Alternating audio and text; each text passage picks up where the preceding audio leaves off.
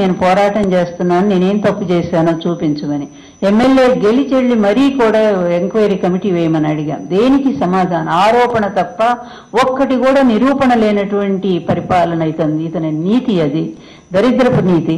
అదేవిధంగా ఈ కుటుంబాన్ని ఆ రోజు కూడా లక్ష్మీపార్వతిని బూచిగా చూపించి ఆమె ముఖ్యమంత్రి అయిపోతుంది, మనందరం రోడ్డు మీద ఉండాల్సి వస్తుందని చెప్పి కుటుంబాన్ని నమ్మించి అందరినీ కూడా వాడుకున్నాడు. ఆ తర్వాత హరికృష్ణ ఎమ్మెల్యే కాకముందేనేమో మంత్రి ఇచ్చాడు, అది అయిపోయిన తర్వాత ఆయన బయటికి గంటేశాడు. చివరికి మొన్నటి వరకు కూడా హరికృష్ణ చనిపోయే ముందు వరకు కూడా అతను ఎంత బాధపడ్డాడు, ఎంత అవమానపడ్డాడు. ఎక్కడ చూసినా లోకేష్ ఫోటోలు, మహానాడులో ఎక్కడ చూసినా చంద్రబాబు నాయుడు, ఎన్టీఆర్ కొడుకుల ఫోటోలు ఎక్కడా లేవు. అది చూసి బాధతో ఆయన డయాస్ దిగి వచ్చేశాడు. అదేవిధంగా జూనియర్ ఎన్టీఆర్ను వాడుకున్నాడు ఎలక్షన్స్ కోసం. ఆయన ప్రచారం చేసి వచ్చిన తర్వాత తీసి అవతల పడేశాడు. మళ్ళీ పిలుపు లేదు, ఏమి లేదు.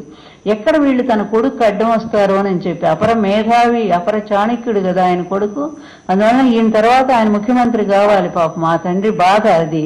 ఆయనకేం ఇంతవరకు కాంటే కీ రావటం లేదు. ఎంత నేర్పినా కూడా 10 లక్షలు ట్యూషన్ పెట్టి నేర్పించినా పాపం ఏ భాష వస్తుందో ఎవరికి అర్థం కానటువంటి పరిస్థితి. రాజకీయం సంగతి తర్వాత, మంత్రాంగం యంత్రాంగాలన్నీ తర్వాత ఆలోచిద్దాము. భాషే సరిగా రానటువంటి ఈ వ్యక్తులు ఈ రాష్ట్రాన్ని పరిపాలిస్తారా? అది అట్లా పెడితే ఈ కుటుంబాన్ని, ఎన్టీఆర్ కుటుంబానికి ఎంత అన్యాయం చేశాడో చంద్రబాబు నాయుడు మళ్ళీ మన కూకట్పల్లిలో సుహాసిని ద్వారా మనకు అర్థమైంది. నేను ఆ రోజే చెప్పాను, ఆమె పేరు ఎప్పుడైతే, ఎందుకంటే ఒక అమాయకురాలు, తన కుటుంబానికి పరిమితమైనటువంటి ఒక గృహిణి, తన భర్త, తన బిడ్డ, ఆమె ఏదో గుట్టుగా కాపురం చేసుకున్నటువంటి ఆమెను తీసుకొచ్చి మరి వెంటనే ఇప్పుడు నిజంగా నీ దాంట్లో ఒక సిన్సియారిటీ ఉంటే ఆ కుటుంబానికి మేలు చేయాలని హరికృష్ణకి ఎప్పుడో చేసి ఉండేవాడు. బాలకృష్ణ కూతురు నువ్వు చేసుకున్నావు గనక తీసుకొచ్చి ఆ పిచ్చోడికి ఏదో ఒక ఎమ్మెల్యే ఇచ్చేసి పాపం నువ్వు పో నీ సినిమాలు చేసుకుంటా అని చెప్పి వాడు గెంతుకుంటా పోయి ఆ సినిమాలు చేసుకుంటాను అమాయకుడు గనక. కానీ తెలివైన వాడు, కాస్త మాట్లాడగలిగిన చాతుర్యం ఉన్నవాడు, అదేవిధంగా తాతగారిలాగా రాష్ట్రంలో పేరున్నవాడు జూనియర్ ఎన్టీఆర్ని పార్టీలోకి తీసుకొచ్చి ఒక యువనాయకుడు పోస్ట్ ఇవ్వచ్చుగా, ఎందుకు ఇవ్వలేదు? ఇస్తే నీ కొడుకు వెంటనే కంపేర్ చేస్తారు ప్రజలంతా కూడా. ఈ అబ్బాయి తెలివైన వాడు, తాతగారి పోలికలు ఉన్నాయి, ఇతనైతే బాగుంటుంది లీడర్షిప్, అందువల్ల అతని పక్కన ఎలా ఉంటాడు ఇతను చూస్తే వెంటనే కంపేర్ చేస్తాను భయంతో జూనియర్ ఎన్టీఆర్ని అస్సలు నువ్వు తీసుకురాలేదు, పార్టీలో తీసుకురాలేదు. మళ్ళీ మొన్న హరికృష్ణ చనిపోయేసరికి ఒక్కసారిగా ప్రజల్లో ఒక నిరసన వచ్చింది, ఈ కుటుంబాన్ని ఇతను వాడుకుంటున్నాడు, అసలు నందమూరి వాళ్ళదైతే ఆస్తి నారా వాళ్ళు ఎంజాయ్ చేస్తున్నారని. అందుకని అప్పటికప్పుడు ప్లాన్ చేసి సుహాసిని తీసుకొచ్చాడు. ఆమెను ఒప్పించి నువ్వు నిలబడమ్మా, నిన్ను గెలిపిస్తాము అది ఇది అని చెప్పి. నిజంగా అయితే జూనియర్ ఎన్టీఆర్, కళ్యాణ్ రామ్ ఆమె సోదరులు ఇద్దరు తమ్ముళ్లే. మరి వాళ్ళు వచ్చి అక్కగారి సీట్ ఇచ్చినందుకు ఆనందంతో వాళ్ళు ఎంత ప్రచారం చేయాలి? ఇంత బ్యాడ్ అయితే ఉండేది కాదు వాళ్ళు ప్రచారానికి వచ్చి ఉంటే. కానీ వాళ్ళు ఎందుకు రాలేదు అక్కడే అర్థం చేసుకోవాలి. అంటే వాళ్ళు పసిగట్టారు గనక ఇతను దుర్మార్గాన్ని మరొక్కసారి ఈ కరివేపాకులాగా నందమూరి కుటుంబాన్ని వాడుకోవటానికి, ఈ నీచమైన రాజకీయానికి వాడుకోవటానికి సిద్ధపడ్డాడు అనేది వాళ్ళు తెలుసుకున్నారు కనుకనే చిన్నపిల్లలైనా వాళ్ళు అతన్ని అవాయిడ్ చేసి పారేశారు. అక్కైనా సరే మేము వెళ్ళం ప్రచారానికి అని చెప్పి వాళ్ళు దూరంగా ఉండిపోయారు. అది పౌరుషం అంటే, నందమూరి పౌరుషం. తెలుసు అతనే, ఆవిడ కూకట్పల్లిలో పెడితే ఓడిపోతుంది అమ్మాయిని తెలుసు. అదే రోజు చెప్పాను నేను, బలిపశువుం చేస్తున్నాడు.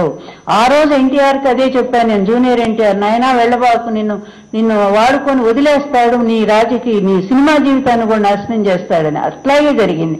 ఈ రోజు సుహాసిని కూడా అంతే, ఓడిపోయింది కనుక ఆమె తప్పు. పాపం ట్విట్టర్లో నా కళ్ళలో నీళ్ళు వచ్చాయి. ఎలక్షన్ అయినాక అమ్మాయి ట్విట్టర్లో పెట్టింది ఒక మాట, ఈ ఎలక్షన్ లో ఓడిపోయిన తర్వాత నేను ఎన్నిసార్లు ఫోన్ చేసినా చంద్రబాబు నాయుడు గారు ఫోన్ ఎత్తట్లేదు అని. ఇది చంద్రబాబు నాయుడు గారి నీచమైనటువంటి సంస్కృతి. తన అవసరం కోసం, తన అధికారం నిలబెట్టుకోవడం కోసం ఎంతకైనా తెగిస్తాడు తప్ప ఇతనిలో అస్సలు మొత్తం ఈ వ్యవస్థలోనే నేను 10 మంది చెంగిస్ ఖాన్ వాళ్ళకి కొన్ని రూల్స్ ఉన్నాయి, అదేవిధంగా హిట్లర్లు వాళ్ళకొక రూల్ ఉంది, ఏదో ఒక్కొక్క సిద్ధాంతం ఉంది కనీసం. అదేవిధంగా ఒక 100 మంది ఔరంగజేబులు వీళ్ళందరూ కలిసినా కూడా చంద్రబాబు నాయుడులో 1000 వంతుకు కూడా పనికిరారు. అంత నీచ నికృష్టమైన జన్మ ఇది. వ్యవస్థలు మొత్తాన్ని సర్వనాశనం చేసి దాంట్లో చట్ట వ్యవస్థ నిర్వీర్యం అయిపోయింది ఇతని వల్ల. ఆఖరికి సిబిఐలో కూడా ఇతను వ్యక్తులు ఉన్నారంటే ఎందుకు గొడవ వచ్చింది? అందరికి ఈ మధ్యనే బయటకు వచ్చింది. ఈడీని కూడా నువ్వు ఇన్ఫ్లుయెన్స్ చేస్తున్నావంటే ఎక్కడ ఈ వ్యవస్థలన్నింటినీ ఈ విధంగా నిర్వీర్యం చేస్తూ నీ ప్రతిపక్షం వాళ్ళ మీద అక్రమమైన కేసులు బనాయిస్తూ నువ్వేమో నీ మీద వచ్చిన కేసులు ఎప్పటికప్పుడే తప్పించుకుంటూ నాట్ బిఫోర్లు ఉపయోగించి నీకు అనుకూలమైనటువంటి జడ్జీలను ఉపయోగించుకొని వాటి నుంచి తప్పించుకుంటూ నీటి పాఠాలు వెల్లివేసుకుంటూ ఇంకొక వైపు అక్రమంగానేమో లక్షల కోట్లు సంపాదిస్తూ అసలు ఇట్లాంటి వ్యక్తి ఈ సమాజానికి అవసరమా? ఇతని వల్ల నేర్చుకునే పాఠం ఏంటో దయచేసి ఈ ప్రజలు కూడా తెలుసుకోమని నేను సవినయంగా మనవి చేస్తున్నాను.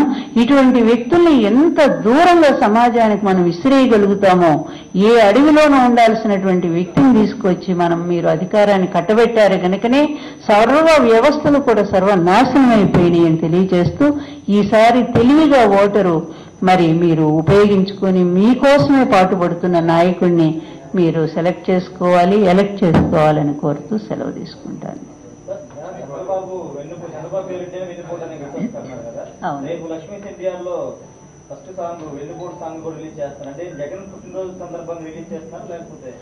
అట్లా అనుకుంటే ఇప్పుడు రేపు బాలయ్య వాళ్ళది కూడా ఎన్టీఆర్ రేపే కదమ్మా, మరి వాళ్ళు కూడా పాపం జగన్ బాబుకి ఏమన్నా సపోర్ట్ గా చేస్తున్నారా అనుకుందామా? ఇంత మంచితనం వాళ్ళకి వచ్చిందంటే అని లేదు. ఒక్కోసారి కో ఇన్సిడెన్స్. ఇప్పుడు అవతల అది జరుగుతుంది, మరి ఇక్కడ జరగాలి కదా ఇది కూడా. అందుకని ఆర్జీవి గారు దాన్ని రిలీజ్ చేస్తున్నారు అంతే తప్ప అసలు జగన్కి దీనికి సంబంధమే లేదు. అసలు నేను బాధపడతాను ఎప్పుడు కూడా, జగన్ బాబు మాకు కోఆపరేట్ చేసి ఉంటే ఎప్పుడు 4 ఏళ్ల క్రితమే మేము ఈ సినిమా తీస్తే బాగుండేదని. కానీ ఆయన దగ్గర నుంచి ఇంతవరకు స్పందనే లేదు అసలు ఆ సినిమా గురించి. అసలు జగన్ వ్యక్తిత్వం తెలిసిన వాళ్ళు ఎవ్వరు కూడా ఆ మాట అనలేరు. ఎందుకంటే అతను ఎవరి మీద డిపెండ్ అవ్వడు, ఏ పొత్తు కోసం వెంపర్లాడ్డు. అతను ఏదో సినిమా వాళ్ళ వల్ల తనకేదో ఇన్ఫ్లుయెన్స్ వస్తుందని అతను అస్సలు అనుకోడు. తన స్వశక్తిని తను నమ్ముకున్నాడు, తన కృషిని తను నమ్ముకున్నాడు, ప్రజలను నమ్మాడు. అది జగన్ బాబు వ్యక్తిత్వం. చంద్రబాబుకు కావాలి ఇవన్నీ, సినిమా వాళ్ళందరినీ పిలుస్తాడు ప్రచారం కోసం, కానీ ఎప్పుడు కూడా అది సక్సెస్ కాలేదనుకోండి.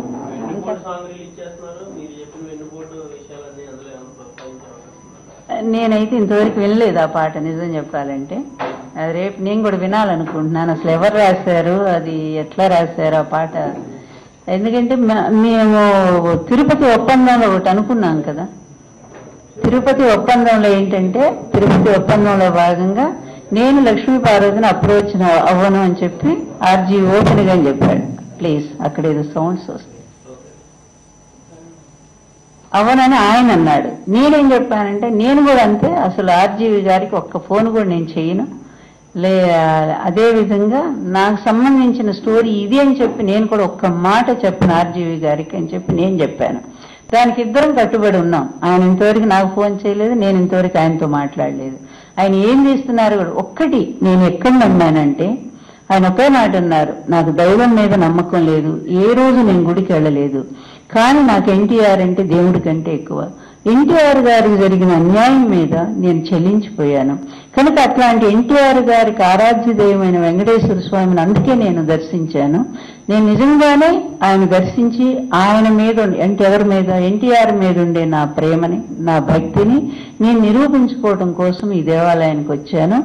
అసలు ఎన్టీఆర్ గారికి న్యాయం జరగాలనే తపనతో నేను ఈ సినిమా తీస్తున్నాననే మాట నేను విశ్వసించాను. తప్పకుండా ఆయన అదే ఒక లక్ష్యంగా పెట్టుకున్నట్టు నాకు అనిపించింది. అట్లా రావాలని కూడా జనమంతా కోరుతా ఉన్నారు. ఎప్పుడెప్పుడు వస్తుందా అని ఎదురు చూస్తున్నారు. ఎక్కడికి వెళ్ళి నన్ను ఇదే అడుగుతున్నారు.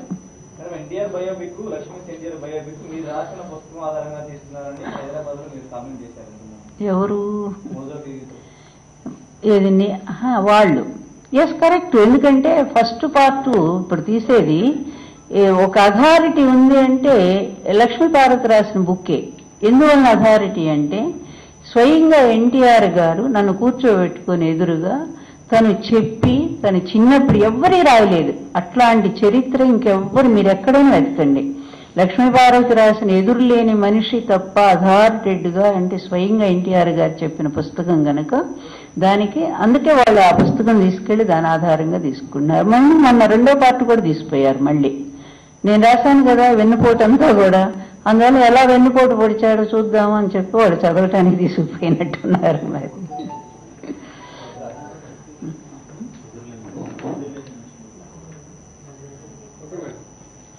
ఎదురులేని మనిషి మీకు విశాలాంధ్ర ద్వారా దొరుకుతాయి. మొన్ననే 3వ ప్రింట్ కూడా వచ్చింది.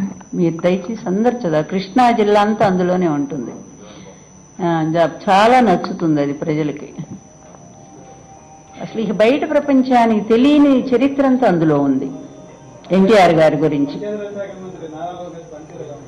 ఏ మంత్రి? నారా లోకేష్ అని చెప్పండి. ఏ మంత్రి?